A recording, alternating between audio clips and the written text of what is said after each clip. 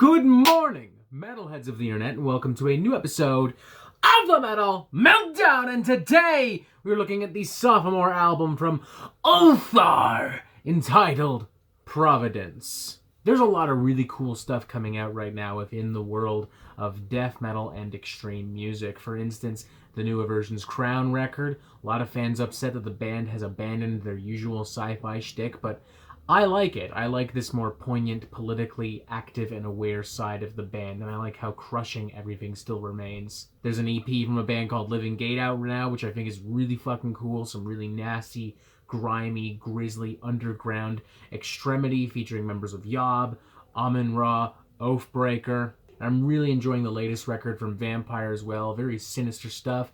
Kind of reminds me of Watain with some of the more melodic, old-school sensibilities of In Solitude. But of all these records, the one I'm most entertained by, and therefore the one I would most like to talk to y'all about, would be this one, Providence by Ulthar. Really enjoyed their debut album, Cosmivore, an inherently dark, perverse, twisted take on death metal with splashes of influence from across the extreme metal spectrum. Was it inherently a little too messy for its own good?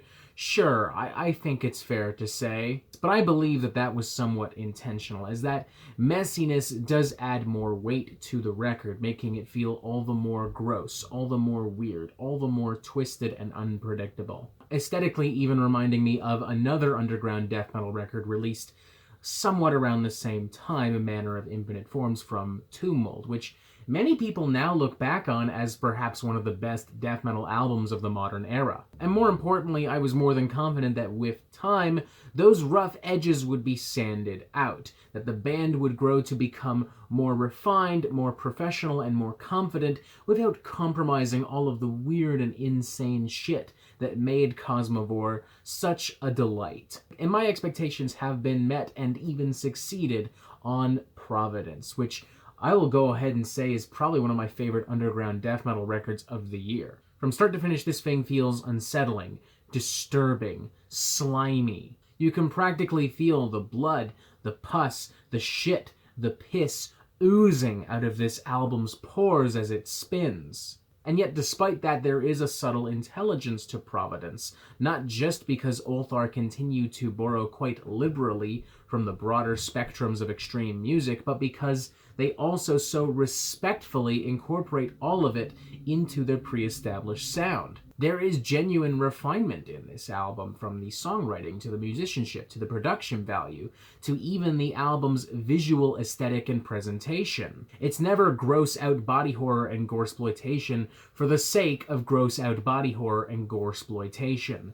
Everything has a purpose. Take, for instance, a track like Undying Spear, opening on some very ominous guitar fumblings and synth notes before eventually diving head first into a number that seems to borrow equally from the realms of death thrash, melodic black metal, and blackened death metal, creating something that in turn is equal parts bloodthirsty, raucous, and even quite dramatic, almost hearkening to the old-school innovations of a band like Celtic Frost. Or the groove-laden dissonance of the album's title track, Providence, which seems to borrow just as much from old-school death metal as it does from modern death metal, combining the domination of Morbid Angel with the more modern technical aspirations of Horrendous, particularly in its ability to switch between some very eerie, off-putting guitar noodling and some more punishing, straightforward death metal barrages. Or on the sickening, monstrous blackened death metal of Cudgel,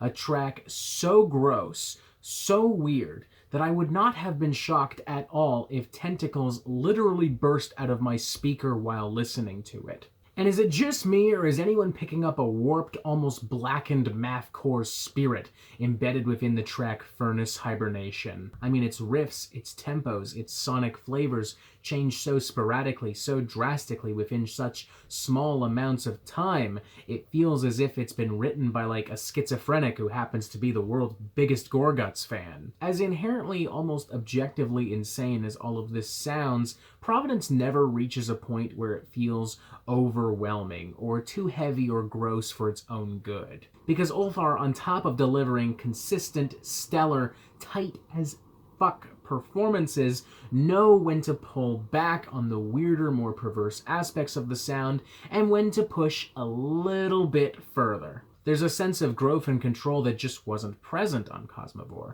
and as such, this is a particularly rare death metal steak that doesn't have any fat to trim whatsoever. Okay, sure, maybe that steak is covered in maggots, mold, and every bodily fluid known to man, but hey, it ain't got no fat on it, and I cannot begin to tell you how many fucking death metal bands don't know how to trim the fat off their goddamn steaks. Thank God Ulthar do. I'm giving this a 4 out of 5, man. I think this is a great record. I think this is something that death metal fans absolutely need to get their hands on, particularly if you love all things gross, weird, violent. Will this be for everyone? Probably not. I imagine on some level a lot of stuff about this band is very unappealing, especially just from looking at that album artwork. I mean, I cannot remember the last time I saw that many fucking dicks on an album cover. But if you are willing to give it a shot and you are willing in turn to give it a little bit of patience, I promise that patience will be rewarded. It even has the rare ability to appeal to a wide variety of extreme music listeners because it borrows from so many branches of the extreme metal tree. You're getting bits and pieces from old school death metal, blackened death metal, melodic death metal, eerie, dissonant kind of avant-garde death metal. There's some weird, eerie samples. There's some cool, super dark thrash riffs. It seems to borrow just as much from the old classics as it does from the modern staples, and packages all of this into an album that constantly has you on the edge of your seat. 4 out of 5, a great record. I cannot wait to get my vinyl copy in the mail, and I cannot wait to see where Ulthar continue to go in the future. How they continue to develop, how they continue to grow, and just how much weirder they're willing to become. And that is it for the Metal Meltdown. I'm not an expert, nor do I claim to be, so what do you think? Do you like this record? Do you not like this record? And what do you want to hear from me next? And thank you for watching. Make sure you press subscribe so you get updates on the Metal Meltdown fucking immediately, and you have yourself a fantastic fucking day.